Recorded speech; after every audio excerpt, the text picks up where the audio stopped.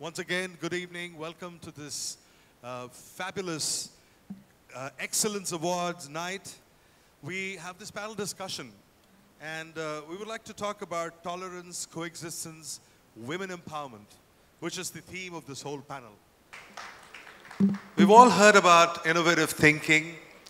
We've heard about thinking outside the box, but someone says that I don't need to think outside the box. I need to look at what can I do within the box. There's a lot that we can do within our environment. I would like to now introduce to you Dr. Sumiya Al Kohlani. She's a professor, she's an author, who's written extensively, and she's written books on improving educational gender, equality in religious societies, human rights, philanthropy, comparative religion, and many other things. Doctor, welcome on the panel. I would like you to introduce yourself a little bit about what you do and talk about the things that you believe can contribute towards the women empowerment in these fields that you deal with. First of all, thank you so much for inviting me. It has been a pleasure and a great night so far. Okay.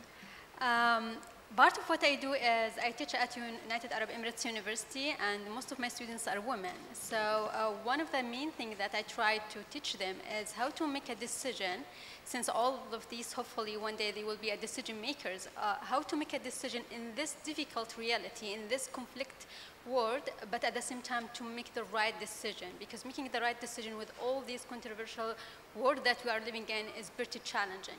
So, I mean, I came from a country which called Yemen. Hopefully all of you know where is that. And sometimes we take, I mean, in United Arab Emirates, we take the women's equality and the opportunities that we have here by granted. And we think that all the women living the same life that we are living here. But unfortunately, that's not the case with many countries. Look at Afghanistan, look at Yemen, look at many other countries. Women are still struggling a lot. And part of what we have to, I mean, I emphasize in my teaching and my research is how to empower women to be able to make the decisions, to change their life, to make a contribution to the society, locally and internationally. So basically, I would like to share a small story to tell you the significance and the importance of women's participation in politics. In Yemen in 2008 or 2009, there was a discussion regarding how to set an age for marriage, since marriage is one of the setback of education. If you are getting married early, you're not going to be able to be educated, you're not going to be able to get a job. This discussion did not go anywhere. And the reason for that is because there was only one woman in the parliament who tried to stood against more than 300 members of the parliament who were male.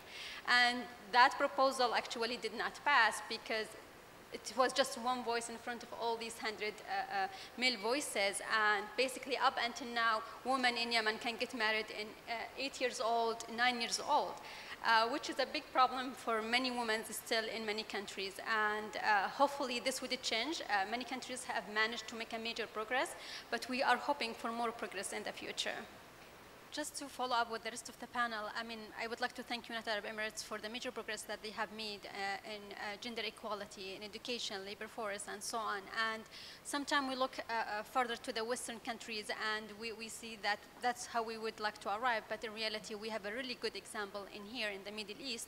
And we can take United Arab Emirates as an example and that we can follow in all these majors where women can be beside male and everything, and they have made progress, they have made a great one. Other countries are following, and hopefully we'll see more countries are following their steps.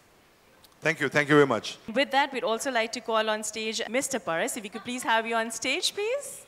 Giving a token of appreciation to our wonderful panelists here, and the awardees already, of course, did win awards as well. So congratulations to our awardees once again. And for our participants of the panel discussion, congratulations to you, and thank you so very much for your inspirational words again. Thank you so very much, ladies and gentlemen. Thank you, sir.